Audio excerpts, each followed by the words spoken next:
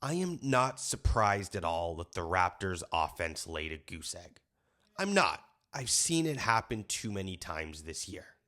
But with the playoffs on the line, I was hoping that they could find a way to pull out a win against the Knicks, who were also playing on the second half of a back-to-back. Of course, it didn't happen. And so the Raptors' playoff hopes will lie on their final game of the season.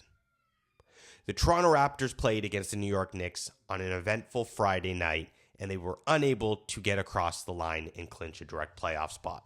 While all their rival teams were in action, it was a big day. Today, we're going to recap an eventful Friday night in the NBA. We're going to talk about the Raptors game at Madison Square Garden against the New York Knicks. Then we're going to talk about all the games that happened around the league to see if the Raptors got any help in terms of clinching. Well, they didn't, but we'll talk about it.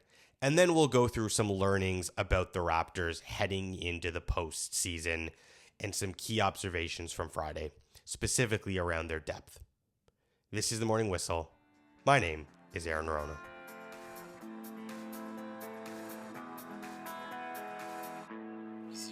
So on Friday, the Raptors head to Madison Square Garden with a chance to clinch a spot in the playoffs and avoid the play-in. Before the game, we found out that three key rotation pieces, Colin Murray-Boyles, Emmanuel Quickley, and RJ Barrett, were all going to sit for this game. Specifically, Josh Lewenberg said that Emmanuel Quickley could barely walk after the Heat matchup.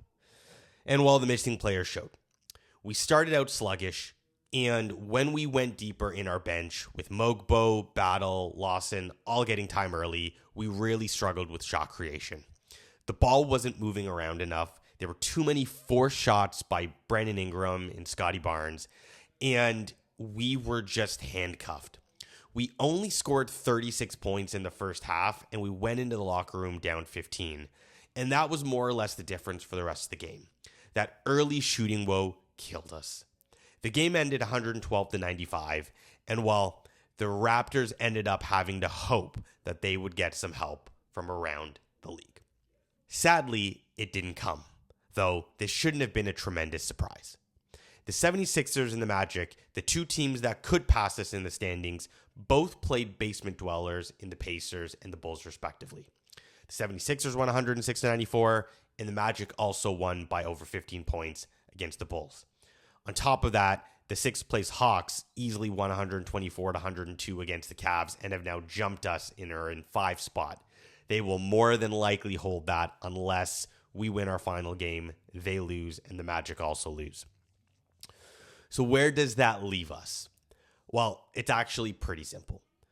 On Sunday, when every team plays their last game, we either have to beat the Nets, who we play, or the 76ers and the Magic again have to lose.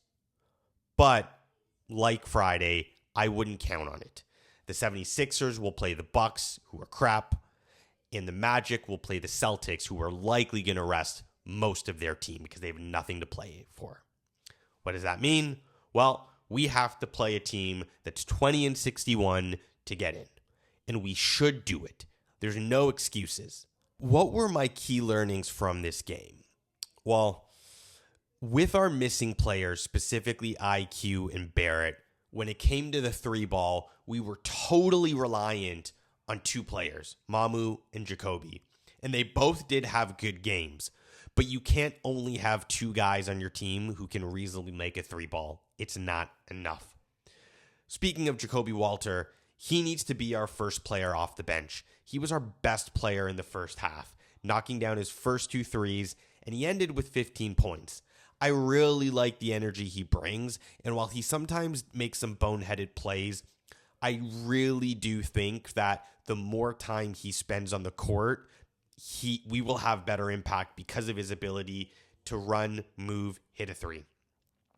Secondly, Ingram was really fatigued, and he had a big game on Thursday with 38 points, but he did not start out sharp. He missed his first 4 free throws in the game. No, not field goals, free throws. He missed all of them. And he showed a little more physicality and effort in the third quarter specifically, but by that point, it was really too late.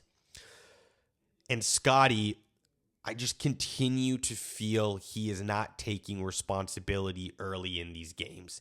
He is way too passive early on, either taking quick jumpers, those little mid-range shots, or just letting other players drive. And he really has to take more accountability earlier in the game. And I'm not saying that he needs to go out and take basket after basket, but he needs to try and get some free throws early, and he hasn't been doing that. Last, if we do beat the Brooklyn Nets, it is likely we will meet the Knicks in the playoffs. And, well, if we want any chance of doing anything against them, we will need to have an answer to Brunson and Towns, who both ran riot over us. Pirtle, we could see, was not the answer to defend Karl Anthony Towns. It's going to have to be either a Mamu type or a CMB type. And Brunson has ran riot against us all year. Most importantly, though, we need our team. Against the Heat, we saw what happened when our core group of guys were able to play. When we had our core rotation of 9, we had enough balance of energy, shooting, and shot creation. When you take even 2 pieces out of that mix, though, it all falls to pieces. And so I know IQ is really, really hurting. And obviously Barrett and CMB have something wrong too. But they are going to have to play out from here. Anyways, it will be a big game Sunday.